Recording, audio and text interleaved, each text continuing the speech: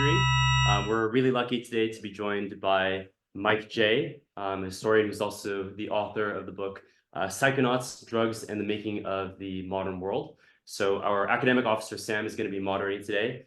We sadly do not have a microphone for this event, so if you're having any trouble hearing, please do feel free to come up to the front. There's still some empty chairs here. And without further ado, I'll let Sam take it away. Thank you very much. I'll start with a little bio about Mike. Mike has written widely on the history of drugs, of science and medicine, and in particular on the history and culture of mind-altering drugs. His books on the subject include The Atmosphere of Heaven, on the discovery of nitrous oxide, High Society, an illustrated survey which accompanied the exhibition he curated at the Wellcome Collection, Mescaline, a global history of the first psychedelic, and most recently, Psychonauts, Drugs and the Making of the Modern Mind. He's written on these topics for many journals, from Vice to Nature to the London Review of Books, and he's an honorary research fellow at the UCL Centre for Health Humanities. So I'd like to welcome Mike with a round of applause. Oh, thanks very much indeed. Thank you all very much for coming. Thanks to Sam and Kenneth for teeing this up. This is probably my natural speaking volume. I don't know how it is at the back. Are you okay? I mean, there's chairs at the front if you want to shift forward. Great. Okay. So we sort of build this event as a history of drugs, and a lot of your books are on drugs. But one of the points that you make, sort of one of the main arguments of Psychonauts, is that even though what we think of as drugs has been around and used for thousands and thousands of years, the kind of concept of drugs is a relatively modern sort of phenomenon. And I was wondering if we could start by talking about how that idea developed and whether it's been sort of good or bad.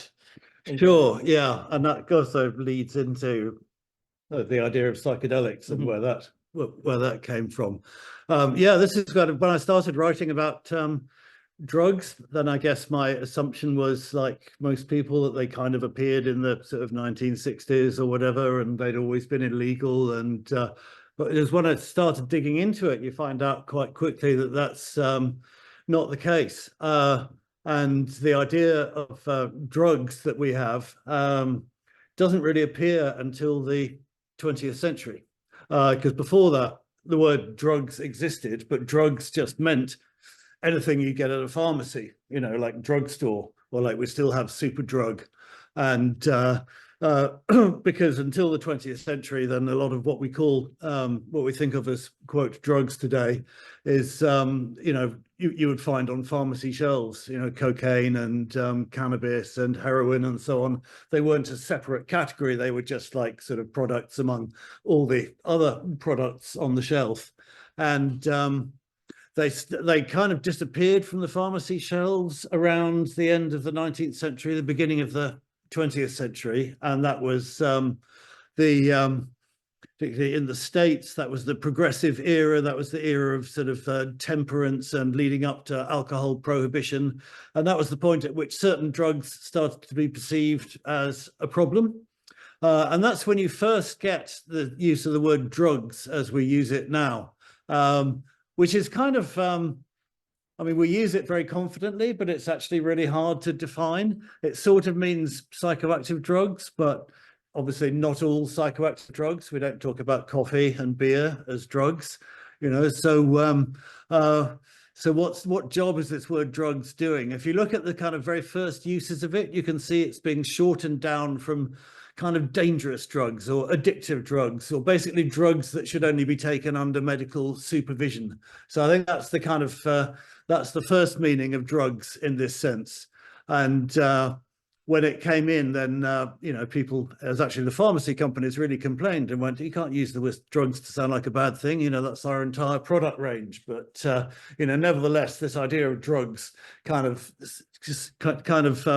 stuck for various reasons, because not only did it denote drugs that were supposed to sort of seen as problems, but also it was a very handy way of talking about drugs being something from a from another culture, you know. So so all these problem drugs got identified with ethnic minority populations really quickly. So opium was like a Chinese thing, and particularly in the States, cocaine was a black thing, and marijuana, as it was called, to make it sound more foreign, was a Mexican thing. So from the very beginning, this word drugs had all these negative connotations piled on it. It meant kind of dangerous, it meant addictive, it meant foreign, and then pretty soon after that, it also meant criminal, illicit, underground.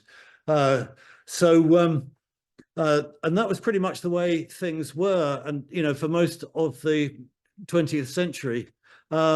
And it was partly the forces that were keeping it in place were partly medical, but they were also partly to do with kind of public health and statistical analysis, which was people were starting to see, for example, from like actuarial tables and things, that people who drank a lot of alcohol or took other drugs had, worse health outcomes and life expectancies. So the idea of the drug user as a separate population kind of emerged. So drugs went very down market. They got kind of, sort of stigmatized. It's a story that we're still familiar with.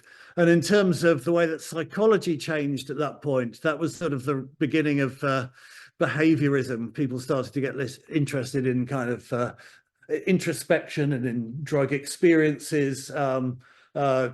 Psychology just became about controlling and predicting behaviors. So running lab rats around mazes and that kind of thing. And I think this shifted sort of really in the post-war era in the 1950s. People started to get more interested in kind of inner experience for various reasons, partly because it was a more affluent post-war generation and people were thinking more about what to do with their lives. But also there was a great fear, psychology changed because of what had happened in Nazi Germany, and how can we stop kind of people falling under the sway of authoritarian regimes. So people got more interested in original thinking and individuality and, people sort of, self-actualization and people finding themselves, and in that context, it became obvious that actually, some of the things that were kind of stigmatized drugs were actually very positive in terms of, people thinking about personal growth or mystical experience or so on. And, this was the point at which the word psychedelics emerged. And that was coined by Aldous Huxley and Humphrey Osmond, as you probably know, to talk about mescaline and LSD. They were saying we need a new word for this. All the words, it's all sort of bad words like drugs, or else kind of the psychiatric terms, like psychotomimetic or hallucinogen, that connect this experience to psychotic disorders. And actually we want to connect it, to mystical experience and to, sort of self-actualization and peak experience and so on. So the word psychedelic emerged at that point, and a lot of people started using it, I think, for that reason, because if you were trying to talk about positive drug experiences, you couldn't really use the word drugs because it was so stigmatized. So Robert Graves, for example, who together with Gordon Wasson sort of came up with the sort of modern mythology of the magic mushroom. Graves was very involved in, constructing the idea that this had been kind of a sacrament in ancient pre-Christian religions, and this was a sort of huge ancient kind of sort of hidden history of the world, was the mushroom cult. When he first tried mushrooms with Gordon Wasson, it's great because he comes right out and says that. He says, this isn't a drug. You can't use the word drug to describe this. Drug means something that stupefies you and makes you dumb. And this kind of does completely the opposite. So, I think the word psychedelic emerged, at the point when people wanted a new word because the word drugs was so negative. And I think for that reason, the word psychedelics also from the very beginning had all the associations with it were positive. It was all about kind of, expanding your mind and, sort of connecting to the perennial philosophy and having religious experiences. So I think, it's interesting to see the way that the word drugs came together, and then the way that the word psychedelics emerged as a counterpoint to that. Because, if you think about it, they're two very different discourses. Drugs, certainly until recently, was all about the drug problem. It was all about addiction and criminality.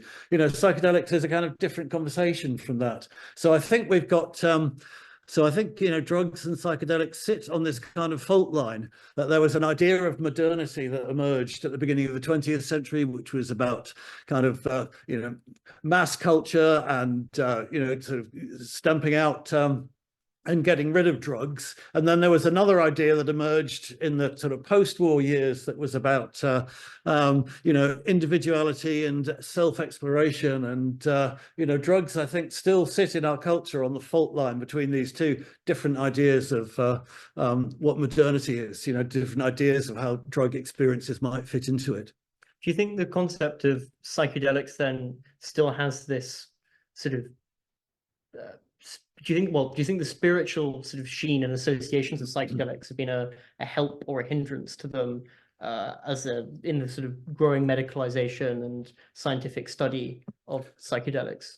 I mean, I think the term psychedelics has been super helpful in ways that, like, Carl Hart has talked about sort of psychedelic exceptionalism, that it was, that it gives you a category of drug which is not a sort of really particularly medically problematic drug like opiates or cocaine, and it's also not associated with ethnic minority subcultures.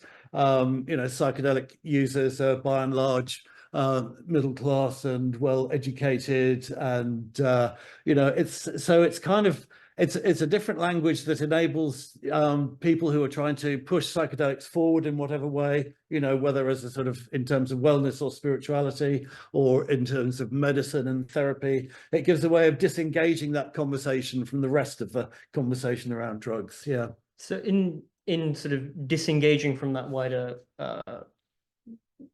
conversation, particularly in disengaging with the associations, well, obviously part of that is disengaging with particular cultural or problematic ethnic associations with the drugs. Do you think we've also sort of erased the knowledge or the practices of the cultures from which drugs like mescaline have sort of particular cultural and ceremonial uses as well? Yeah, definitely. I mean, I think the sort of the medical sort of project is really, because, as everybody knows, psychedelics make you very suggestible. The context in which you are given a psychedelic has an enormously powerful effect on the experience. So if people say, this is a really kind of powerful medication and you're going to have a great healing experience, you'll have one kind of experience. If somebody says, this is a sacrament and you're going to have a spiritual experience, you'll have a very different kind of experience. So I think in both those cases, it's very important to impose, your meaning and your interpretation over kind of previous underlying ones.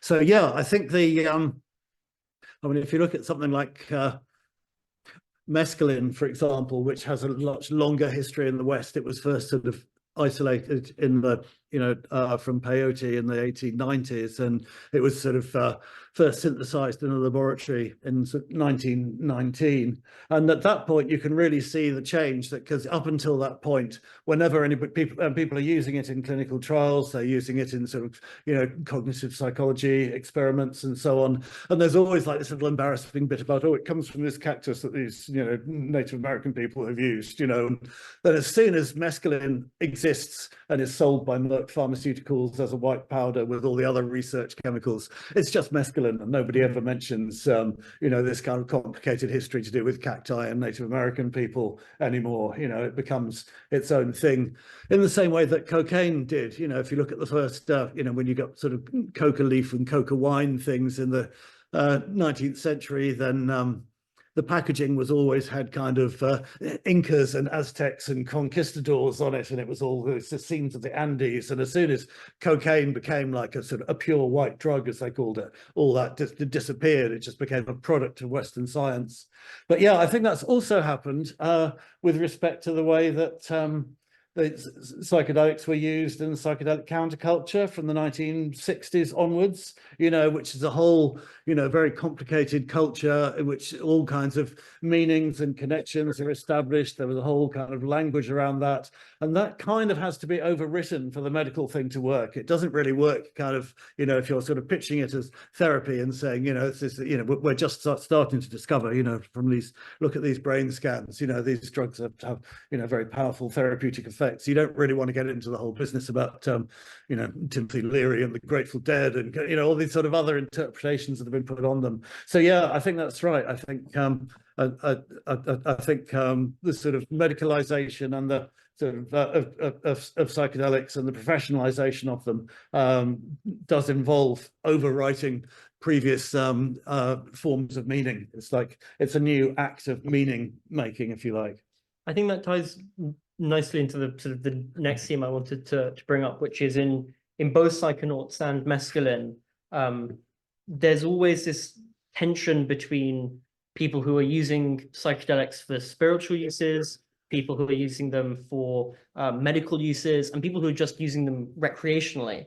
And I was wondering why you think people have such tendency to fall into one of these camps and be sort of denigrating about the others. I was thinking of, well, I'm just going to read a quote from Mescaline, which I think highlights this nicely. In 1913, Alwyn Nauer, professor of experimental medicine at Fordham University, and William Maloney of New York Neurological Institute administered the sulfate of mescaline, the essential principle that Arthur Hefter had extracted from, quote, a delusional Mexican drug, a favorite narcotic among Mexican Indians and dilettante drug habitués, to 23 volunteer subjects, and, quote, several times to each of ourselves. And there's this sort of almost comical separation that they're trying to make there between, we as scientists, we're using this medically, we're nothing like these other people. Why does this tension sort of seem to appear so many times, you know, for hundreds of years with different drugs, and why do people seem to fall so sort of dogmatically into one category or another? Yeah, I think that's mostly a Western thing, and I think a lot of it is to do with the legal and medical kind of restrictions around drugs. So the you know, your sort of self-described use of them becomes very important, basically because, you know, the psychedelics are illegal unless you can show that you're using them for legitimate medical purposes, right? So that's like, you know, you kind of escape the prohibition by that. So, you know, so that's why the idea of sort of medical becomes very important. And I think this goes all the way back to that period at the beginning of the 20th century when there was a distinction between medical and non-medical use. Non-medical use at that point was called drug abuse and carried on being called drug abuse for most of the 20th century. And then kind of in the 1970s, people decided that that sounded a bit judgmental and sort of kind of a bit like a, you know, a bit sort of bit moral and not, you know, and bit negative. So some sort of liberal voices in kind of drug policy started using the word recreational, and that was supposed to be kind of like a, you know, a sort of more open kind of accepting version of, you know, an alternative to drug abuse. And then recreational, of course, then became like, you know, once you got within the psychedelic counterculture, people who were kind of taking psychedelics more seriously than that, you know, didn't want to be, you know, they used to be dismissed as recreational. So then you get new coinages like entheogenic, you know, which kind of signaled that this wasn't just for fun, you know, this was a kind of spiritual experience and so on. So, you know, we keep generating new language as a result of this medical and non-medical division. When I was writing Mescaline, there's a really fascinating moment which kind of is to do with the beginning of the Native American peyote, the church, the sort of the plains religion, and in the 1890s, when that's just getting going and just coming to the attention of the, you know, American federal authorities and the missionaries and so on, who are kind of obviously immediately trying to criminalize peyote and to close it down. And there are a couple of the two figures who are like sort of really prominent at that point in fighting the corner of peyote. One of them is Quanah Parker, who was the chief of the Comanches, And he was kind of identified more than any other Native American leader with the peyote religion at the beginning, and he spread it through a lot of tribes. And the other was an ethnographer from the Smithsonian called James Mooney, who was the kind of guy from the Smithsonian who was out there and spoke all the different Native American languages and was the first person to be invited into a peyote ceremony and so on. And there's quite a lot of records of both of them, you know, talking to white audiences about peyote, and they both say, and they didn't compare notes on this as far as I know, they both say exactly the same thing. They both start off by saying, first of all, you know, this is very medically valuable. You know, it's a very, very interesting, you know, therapeutic drug, and Western, you know, pharmacy should really pay attention to this, and it should really be part of the Western pharmacopoeia, and it's very valuable. And then the second thing that they say is, you know, and the experience that people have in the peyote ceremony, this is a genuinely religious experience. It's not like the missionaries say, a kind of debauchery. It's not like them all kind of getting drunk. You know, this is a very kind of, you know, sacred experience. And but reading those, that I was just thought that's so similar to like the psychedelic renaissance now. It's exactly what we say, you know, that that psychedelics are valuable medicinally, and the experience they produce is an authentic religious experience. So it's like, is that just intrinsic to psychedelics that they are both medical and religious? And I thought, actually, no, it's what it is if you're trying to explain what psychedelics are, you know, to an ignorant and probably hostile white majority culture, those are the two things that you go with, you know, because they're the two things then, you know, that everybody understands. You know, everybody values medicine and everybody values religion, you know. So I think we have this, you know, whether something is you know, taken for medical purposes or spiritual purposes or recreational purposes, those are all distinctions that in our culture, you know, have big, you know, material significance, you know, whether you're allowed to do this or not. And but I think, you know, if you look at the way that psychoactive drugs are used in other cultures, I think they the example that I often use that I was really struck by is kava in the South Pacific, you know, which is this drink. It's a sort of ground root, and it's kind of narcotic and euphoric, and it's fantastic in the, you know, when it's fresh, where it comes from.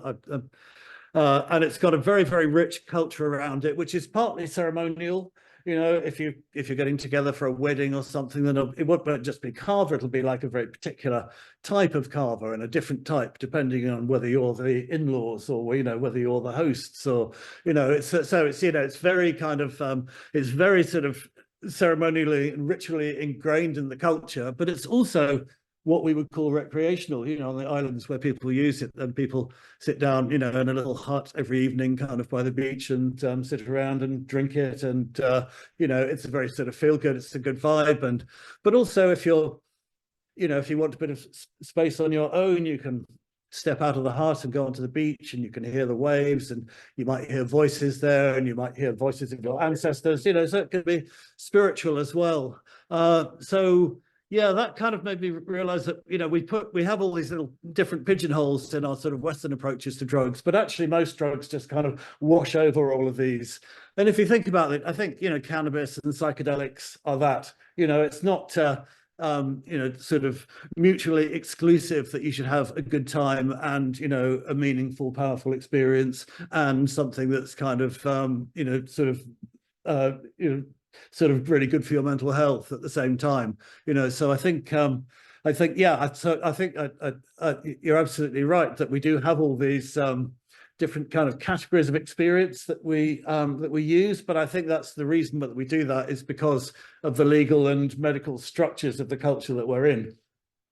On that point, I was wondering if you could talk a little bit more about that, specifically in the case of nitrous oxide, because it appears sort of as a recreational sort of drug, and then, you know, William James famously propounds its mystical qualities, and then it becomes a medical its medical use is found, and this all happens before there are these sort of legal divisions in place. Were those sorts of moral divisions in place then as well?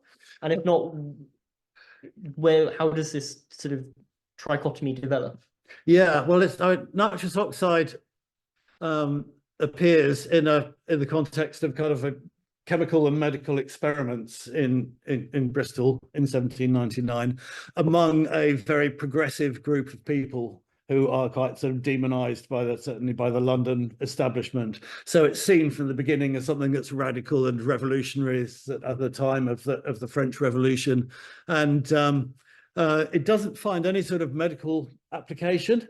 I mean, it's something that nobody can possibly explain. I mean, how can it be that this gas that, as far as anyone knows, doesn't exist in nature? How can it be that, like, you fill a balloon with it and inhale it, and suddenly you have not only, you have this kind of, hysterical laughter and amazing good humor for no reason that you can identify, but you also have these kind of cosmic thoughts and revelations. What's all that about, and what does that tell us about the relationship between the body and the mind and the imagination? So it opens up all these questions, but there aren't really any answers, and it becomes a sort of party piece, a recreational thing. It's, in sort of music halls and theaters, you have nitrous oxide shows where somebody's got a big tank of nitrous oxide and people come on stage and inhale it and have kind of weird experiences. It's a bit like sort of hypnotism shows today or something like that. And it tends not to be a thing that happens in people's homes, because there's a sort of entry barrier. You've got to have the kit, you've got to have the you've got to have your sort of ammonium chloride, you've got to be able to heat it and kind of collect the gas in canisters and so on. So it tends to be a sort of thing that one person puts together as a sort of public show and people join in. So there's kind of quite a big recreational scene around it, and it's out of that it's just the discovery of its use as an anesthetic appears, because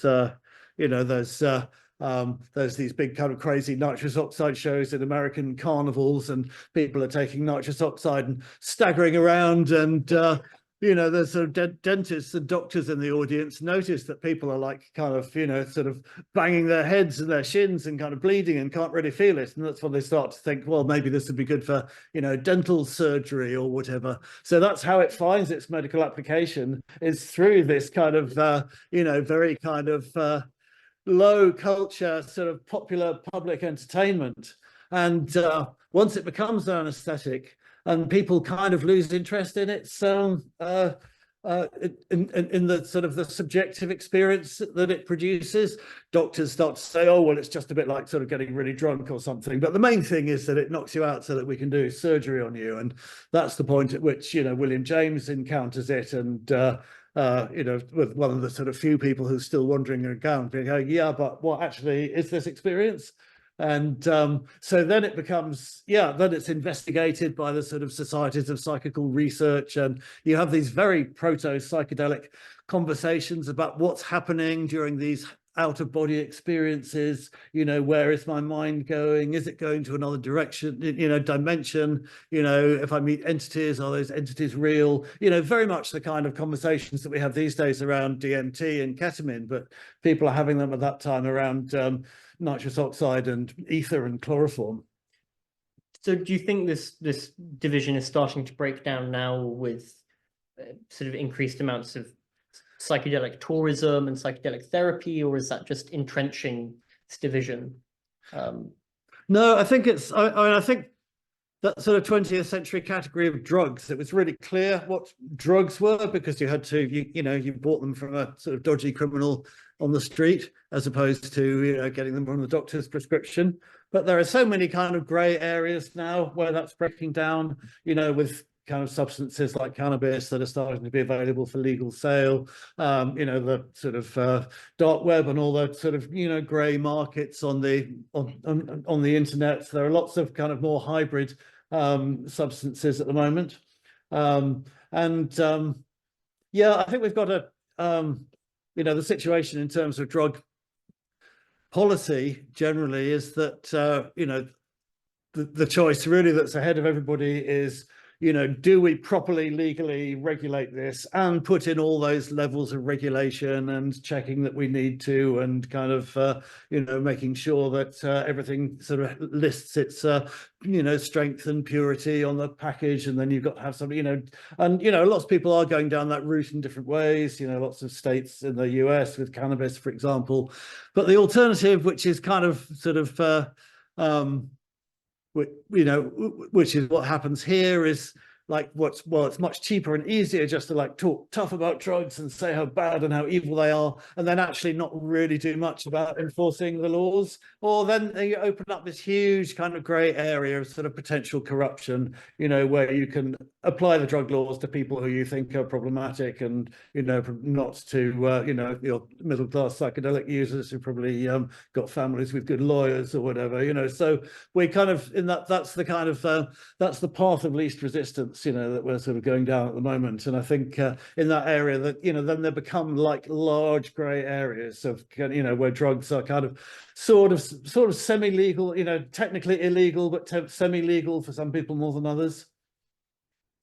I think, we'll move on to the next topic. If that's Yep. right with you. One of the, I'll start by reading a passage from Mescaline again. So we're discussing at this point the use of peyote in healing ceremonies in the Native American Church. This type of doctoring is hard to encompass within the Western medical paradigm, which is predicated on separating the action of a drug from the non-pharmacological variables of placebo response or faith healing. For peyote's traditional practitioners, there is no such distinction. It is both a medicinal plant and an omniscient spirit. It is crudely reductive to attempt to separate the peyote from the ritual as a whole, even more so to reduce the power of the cactus to the mescaline it contains. Even the word peyote is used sparingly. The general term for medicine is in the native tongue is often used in preference. Again, sort of connected to the previous discussion, when we encounter uses of drugs in other cultures, non-Western cultures in particular, what's the best way of thinking about them without imposing either this medical model or the spiritual model, or, you know, without imposing this trichotomy that is sort of unique to the West? Yeah, I think, I mean, the process that I've been talking about hasn't really, you know, was exclusive to the West. So the idea of drugs that we've internalized doesn't really make sense in kind of non-Western cultures. I mean, except that, you know, they know that if Western people come to their culture and start talking about drugs, that's like a bad thing, and they're going to try and ban them. But also the word psychedelics, you know, is a bit problematic to start applying to indigenous use of plant medicines, I think. I mean, partly, you know, because people, you know, people feel that it's kind of co-opting them without their consent into a sort of Western movement that they probably don't have that much affinity with in other ways. But it's also, I mean, even in the very word psychedelic, you know, is a sort of Western notion based on Western ideas of the mind. I mean, when you're saying psychedelic, you're saying that, you know, peyote contains this compound called mescaline, and that compound acts on our sort of, you know, 5-HT2A receptors in our brains, and that induces an altered state of consciousness. And, you know, needless to say, none of that is kind of, you know, it's part of the indigenous understanding of what's going on, you know, which is much more that, you know, peyote is a person, a non-human person, and in the right kind of context, you know, when properly honored, it will produce, you know, it will allow you to communicate, it will sort of talk to you, and you'll be able to see things that aren't normally visible, and talk to, you know, sort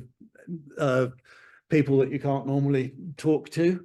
And I think that's been a, you know, often when kind of Western medical people look at sort of, you know, shamanic healing with the sort of plant medicines, then they kind of say, well, they talk all of this stuff about like finding lost objects and kind of curses and things. And that's obviously superstition, but there must be some medical stuff in here. And I think that's the kind of dichotomy that we impose, because I think from an indigenous perspective, it's all kind of what we would call clairvoyance, including the medicine. You know, if sickness is seen as something spiritual, and so one of the things that you can see is the cause of a sickness, just as you might be able to see, you know, if your sister's gone off to the city and you want to know how she's doing, you might get a glimpse of her. It's in that same way, if you want to know why you're sick, then it might show you why you're sick. But that will often be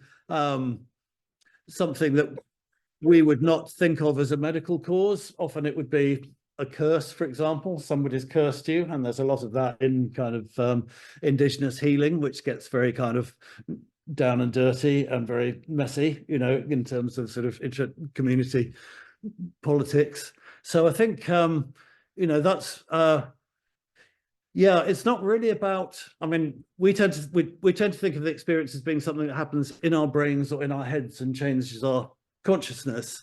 I think in terms of indigenous understandings, it's not really material what's going on in our heads. You know, this is an experience that everybody is having together, and it's something, you know, it's like more like a kind of, if you imagine a transistor that's kind of stepping us up to a higher energetic level, so we can now see and communicate with things that we couldn't do in the past. It's not really about what's going on in our heads, it's about our changed relation to the world. Another aspect of a lot of the non-Western uses of psychedelics, if we can sort of improperly use that word, is that the healers or the shamans or the curanderos are people who use the substances, have sort of knowledges of the plants and their effects. Whereas in the West, you know, the idea that your doctor is, you know, you wouldn't want your anesthesiologist under anesthesia. We sort of want to make this division between the sort of the healer who has little or no experience of that for professional reasons or ethical reasons or whatever, and the patient who's undergoing that. Is that a sort of a model? Well, do you think there are any benefits to that model, or do you think that this is just a sort of a layover of all of the sort of cultural and legal negative associations with drug use that we talked about earlier? Yeah, I mean, I think looking at it from an indigenous perspective, it does look very, very odd. You know, I think in the same way that, you know, the drugs in our own culture tend to be transparent. You know, we don't think of, you know, caffeine and alcohol as drugs because they're everywhere. Then we don't see the biases or the sort of specific cultural forms that medicine has in our culture. So this assumption that there has to be a trained medical professional at the center of psychedelic healing is like, you know, that's kind of not really the way it works in indigenous cultures. I mean, certainly, I mean, in the Native American church, you know, it's, you know, the roadman or whatever, you know,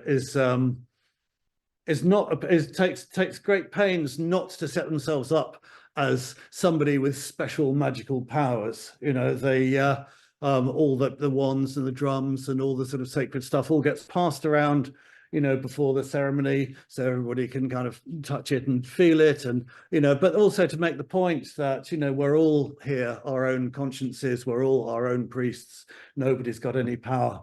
You know, and we kind of have our sort of this idea that it seems, you know, looking at it from outside, it seems a rather priestly idea of the medical professional, that there's somebody who has special knowledge, and also that there's somebody who ministers to us and we are patients, you know, so that we lie back and have this, you know, professional treatment done to us. And I think that's kind of I don't think that really kind of harnesses the sort of therapeutic powers of psychedelics in the ways that they can be. You know, this idea that you know, you go into a clinic and you have your eye mask put on and you have your sort of headphones and you're listening to your new age music and all this is kind of being done to you, and all your friends and families are being excluded from this, they're not sitting around, you know, that's also different from the idea that you might, you know, this is actually, you know, you have to participate in this, you have to meet it halfway. It's an ordeal, you know, and I think that's a lot of the therapeutic power of sort of indigenous healing, is that the patient is really put in there and made to do something. So if you feel that you're this kind of weak, broken person, then, you know, you go through this really intensive all-night ordeal and you go, wow, I would never have thought I could do that. Well, if I can do that, then, you know, what else can I do? You know, and that's a really big part of the healing process. And it's also that you're doing it with everybody, you know, who's in your life, and all the people who are going to be with you on your journey. So it's what I find interesting in that context is, you know, started to think about, well, what would, you know, could we generate our own model for this? And I think we kind of have, you know, if you look at the sort of military veterans doing that kind of group therapy with ayahuasca and with MDMA and with different things like that, you know, that's much closer, you know, I mean that comes out of Western models like AA and NA, you know, it's kind of developed from that. But what happens in that context is somebody who turns up and meets a bunch of other people who say, we've all had what you had, you know, we were all crippled and destroyed by our PTSD, and we thought it was crazy when somebody said we could sort of take these drugs and they would sort of, you know, we'd hallucinate and it would heal us. But believe me, it really does work, and we're all here and we're all on this journey, so come and join us and we'll kind of go through this journey with you. And it seems to me that that's what you need. You need people who feel your pain, who have had your experience, and people who have found, you know, this this sort of ritual to be helpful, and who are on this journey and can take you with them. You know, you don't need somebody with medical degrees. That's what you need, you know. So I think we actually have evolved something that is much more like that. The problem with that, of course, it's incredibly hard to get it through FDA trials. I mean, there are a couple of FDA trials starting looking at group therapy. But, you know, the whole process of getting it medicalized properly and legally, you know, so it can step out of this kind of, you know, the sort of criminal drug world, involves jumping through certain hoops and kind of ending up with kind of Western style clinical structures. And I think, you know, in the long, you know, in the long term, you know, the most productive healing models for psychedelics are going to be more like kind of group therapies, and they're going to be more like things, you know, that we evolve ourselves, you know, in our own Western models. I think just turning from broad self-experimentation in a medical setting to self-experimentation in a broader scientific context. Again, in one of the constant themes in Psychonauts is this tension between scientists who are going, if you're going to do psychedelic work or work on drugs, you absolutely need to self-experiment. There's something, you know, epistemologically or even ethically wrong with not self-experimenting. And on the other side, you have a sort of concern about the risks of bias that might arise. Yeah. And I think it's sort of an open secret in a lot of psychedelic science these days that even if people aren't admitting it, a lot of, you know, researchers have first-hand experiences with these substances. Yeah. And there is a risk there of people being put off from perfectly sort of substances that might be beneficial for other people, investigating them because they have negative experiences, or conversely, as it's been argued recently in some papers, sort of a hype train of researchers having great experiences with drugs, either recreationally or medically, and this coloring their work, and this meaning that they overlook aspects, problematic aspects of psychedelic therapy or psychedelic studies. What do you think the middle line is between these risks, or is there any consensus that emerges that you think is better in looking back at the history? Yeah, I think it's really interesting. Yeah, and there have been studies done recently showing that if people knew that the researchers had taken psychedelics, they'd be less likely to take the results seriously. You know, one of the things that interested me in Psychonauts about this world before the 20th century was that, you know, if you were a doctor or a scientist, you know, as well as a, you know, poet or a philosopher who was interested the effects of mind-altering drugs, you would start by taking them yourself, and you'd write a very careful, sort of description. There was a sort of, protocol that emerged very, very early on, as we were discussing. You'd write your kind of, 10, 20, took sort of so many milligrams of whatever, 10, 50, started to notice sort of first, traces of light, and all that kind of thing. And that goes right back to the very beginning of the scientific revolution, which was all based on experiment. The Royal Society was nullius in verba, take nobody's word for it. That was their motto. Everything had to be demonstrated by experiment. So people self-experimented from very early on. People like Isaac Newton, for example, described his self-experiments when he'd stick needles kind of into the, behind his eyeball to see how the kind of, all the sort of weird colors and distortions that he got, and would describe them.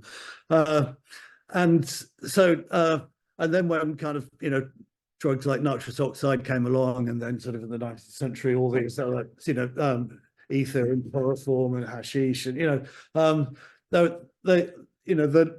scientific discovery of them was very much all about self-experiment, and there was never any correct or perfect way of doing it, because on the one hand, you wanted to be as objective as possible. So people wanted to give all the, physiological correlates and biomarkers, they've been measuring their sort of pulse and their heartbeat and their sort of breathing, and, trying to, give people as much sort of solid, objective, data as possible. But on the other hand, you really wanted to give that, really good, powerful, honest, subjective, really good description of how it made you feel, and how it changed your sensations, and how it changed your perceptions, and what it made you think. So this tension between the objective and the subjective was always there. And by the time you get to the beginning of sort of psychology as a discipline in the late 19th century, then you've got, that turns into two schools. There's the sort of mostly German one, Wilhelm Wundt and people, that's all about, objective physical measurements and markers. So it's trying to separate out the processes of perception and sensation and attention, and getting these sort of like brass instruments and micrometers and things that can measure split seconds, and try and sort of pull apart how all this sort of perception works. And then there was this objective, and there was a sort of subjective school, which William James was sort of the best example, who was much more introspective. He came up with the idea of stream of consciousness. So he would have said about all that objective psychology, well, the mind's not like that. At least, there's just always a ton of different things going on in your mind at different levels. There's like, maybe you might imagine a spotlight moving around, and there's this thing at the back of your mind, and this being pushed to the front. So attention, what you're paying attention to, is just like whatever presents itself, probably for unconscious purposes. So you can't really measure these things, and the measurements that you get from them are really artifacts of the measuring apparatus, rather than what's actually going on in people's heads, if you're interested in the, trying to understand, the sort of the inner life of the mind. So and it was kind of it was the sort of objective school that won out in 20th century psychology, and the sort of introspective kind of version of psychology kind of disappeared. So we find ourselves now in a science. What's peculiar about psychedelic science is that it's all about the subjective experience, at least in certain parts of it are. Obviously a lot of it is about kind of neuroimaging and mapping, but what you're interested in is what's going on, sort of in an altered state of consciousness. But it's kind of it's a scientific sort of model in which it's impossible to really include that. So I think the way that we have dealt with that, in the psychedelic renaissance, I think, is that the science is very kind of doesn't really engage with subjectivity. There's no I, there's no first person in science, but there's a kind of scientific literature around it. I mean, this is why I think, one of the reasons why Michael Pollan's book was so hugely popular was everybody was kind of getting the sense that there were all these amazing experiments being done in Johns Hopkins, and, showing that psilocybin treated depression and stuff. And it was kind of weird and interesting, but you didn't really get a sense of the experience. So I think what Michael did was just to describe. I mean, I think that, you know, that was what everybody talked about in his book was, oh my God, you know, his you know, experiences that he went through, his sort of, you know, the sort of psychonautics. So I think in a way that still exists. It's still an important part of the scientific conversation, but it just sits outside the science now. It sits in the sort of peripheral commentary and the cheerleading rather than in the science itself. Do you think it would be better if it was sort of explicitly acknowledged, and if it became sort of, you know, almost like an ethics review board said, well, if you're going to do psychedelic research, you want records of your last trips, Yeah. or do you think it's good to have a kind of a degree of detachment, if that's even possible by researchers working in this field?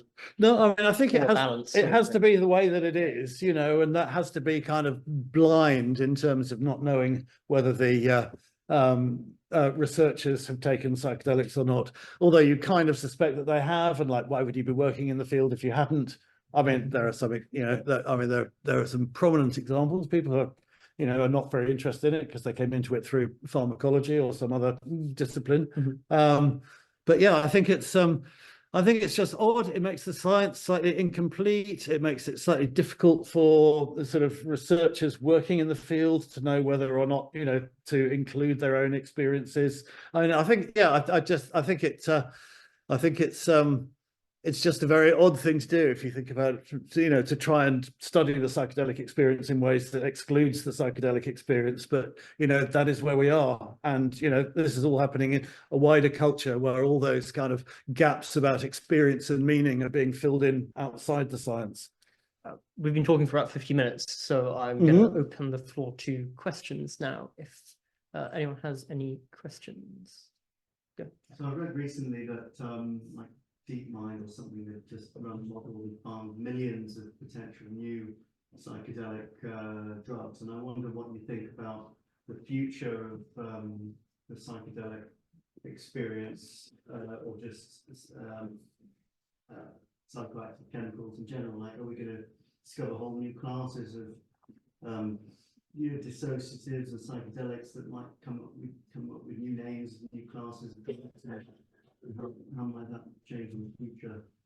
Who knows? We might do. I mean, there have been some examples of that kind of recently. I mean, salvinorin, for example, is something that nobody knew about, and that turned out to be extremely potently psychedelic in a way that was completely different from all other psychedelics. But you know, what you got with that was like quite a surge of interest, at least a surge of interest in watching other people on salvinorin on YouTube. You know, and you know, it hasn't really changed the scene that enormously.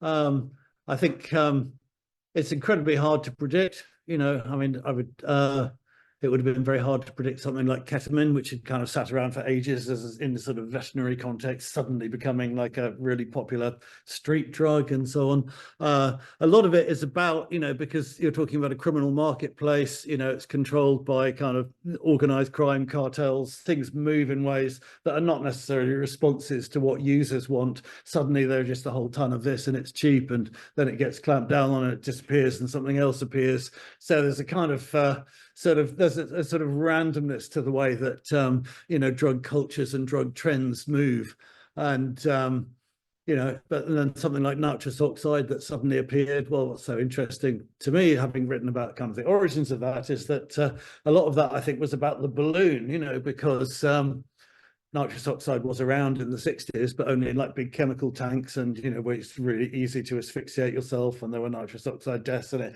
never caught on, you know, through the 70s, through the 80s, through the 90s, didn't catch on at all. And then, you know, it suddenly kind of, people got the hang of like the whipped cream thing and the balloon thing, and suddenly there was this easily available, you know, really intense, euphoric, really brief high, you know, and that took off. So, I think it's hard. I think it's hard to predict. I think by and large, the things, you know, like salvinorin that work on completely different, that open up completely different spectrums of experience. I'd be surprised if one of those appeared and became really popular. You know, those are probably more likely to be the things that people take once or twice and go, oh, that was weird, you know. But it would be interesting if there was a legally regulated market to see, you know, and all these things were available on the same, you know, we'd probably see more use of things like 2CB, for example, you know, things that are very manageable and kind of quite tame and very pleasant and short acting, you know, and I can see, you know, that in a regulated market, you know, that we could, you know, the choices of drugs available could get like just a little bit smarter. But I'm struck by how many of the things that are kind of, you know, the staples of, you know, drug experimentation these days are things that have been around for a really long time.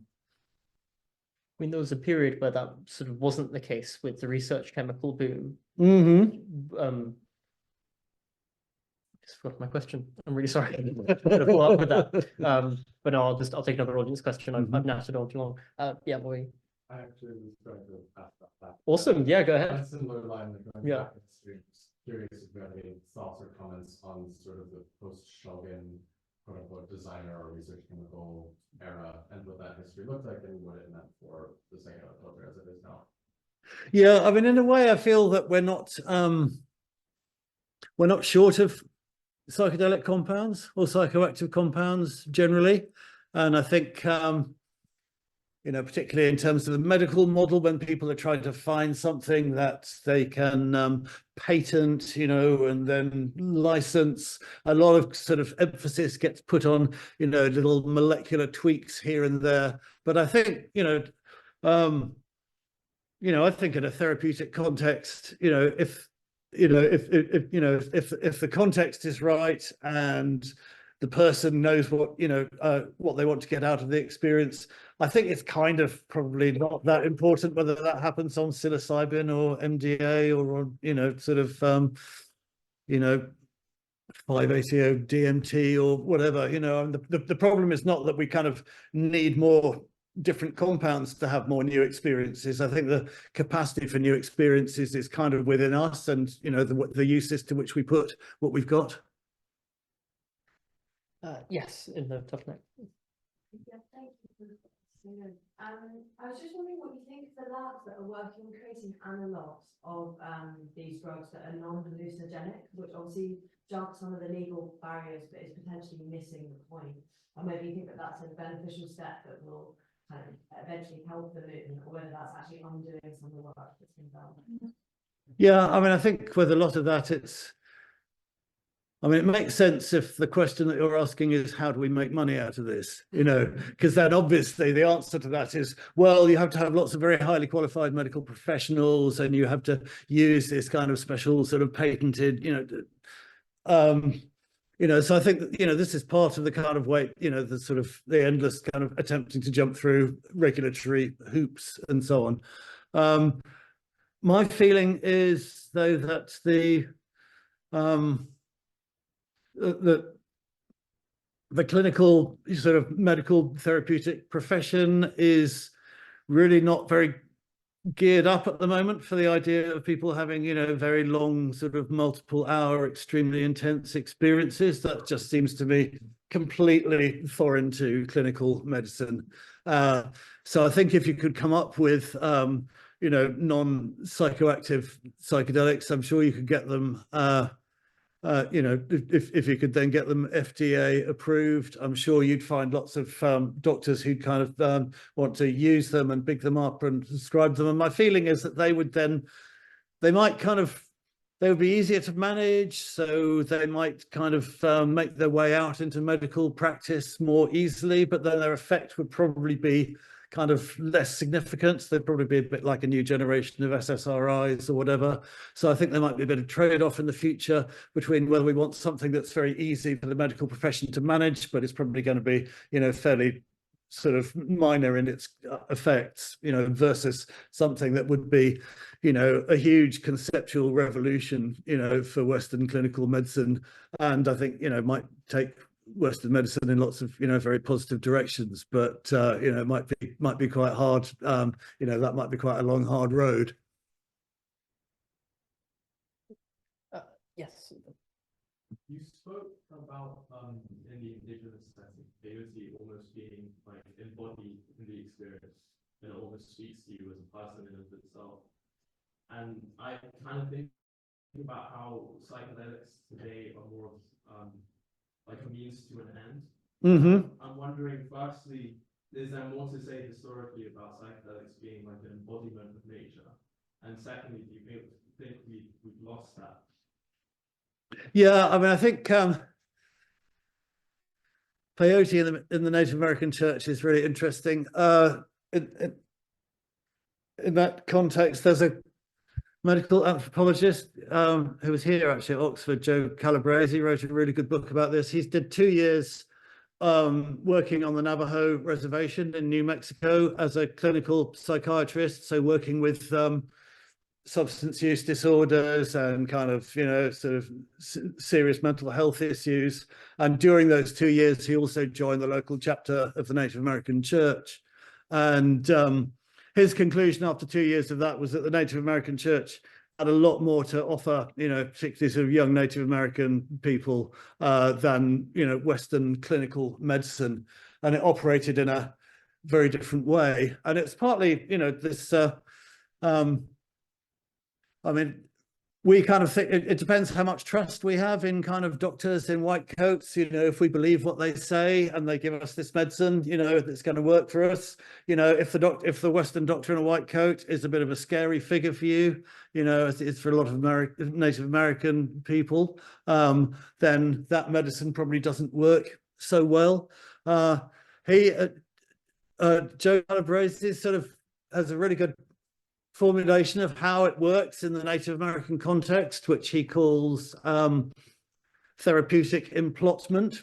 That when you take peyote in a Native American church meeting, you know, if you have a specific health problem like alcoholism, for example, you know, then you're immediately implotted. You're into a story that you know. It's a story that you've known all your life. You know, it's the story of your culture, and you know where you are in it, and you can see the road ahead, and the ceremony is full of symbolism that kind of helps you with that. You're all sitting around the fire, you know, the fire is kind of energy, and it's going up through the hole in the teepee, and it's going up to heaven, and it's kind of carrying your prayers up with it. And up there is the moon, and you know, the moon you can see is like the course of your life, and you know from all the stories from your family and from your people that, you know, this is a moment when things can really change. You know, this is a moment where you can change the direction of your life, you know, and you see all the moving pieces coming together, and you see this moment where you can take control, and you're with all these other people who you're going to be spending the rest of your life with, and they're all going to support you, you know. So it's kind of, you're in this narrative. That narrative is part of your culture, you know, and it's, you know, it's not part of white culture, you know, so it's going to work for you in ways that it doesn't work, you know, for the sort of majority of Americans.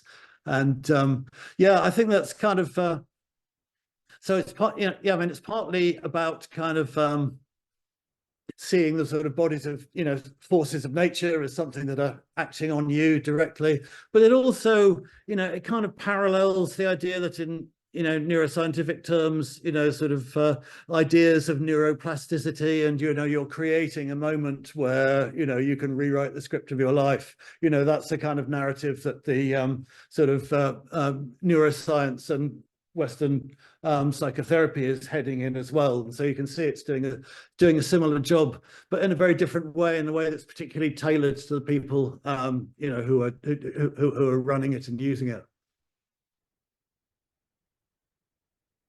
Any more questions? I've got so you mentioned the use of peyote, it may be kind of indigenous tribe for spiritual reasons, but in your research, have you found any use of them using peyote in more recreational ways, or is it always in a spiritual kind of setting?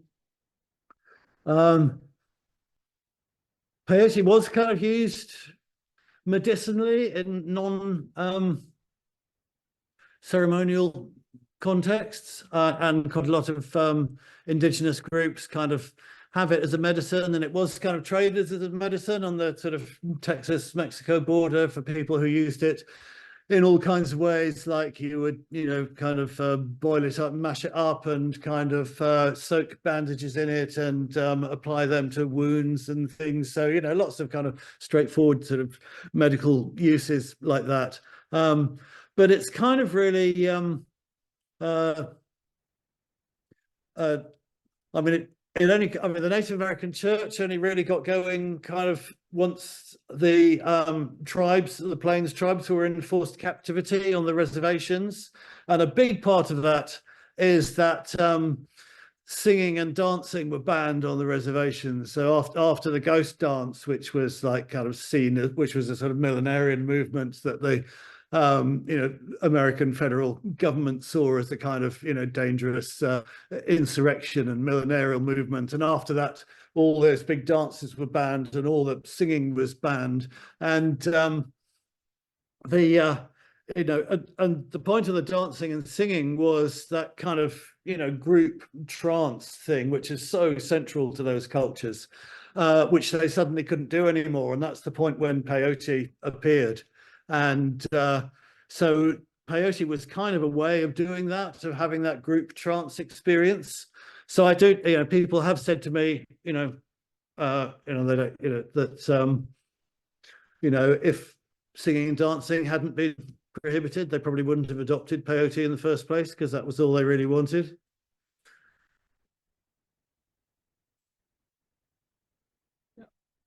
Thank you very, very much. I'll be out of time, unfortunately.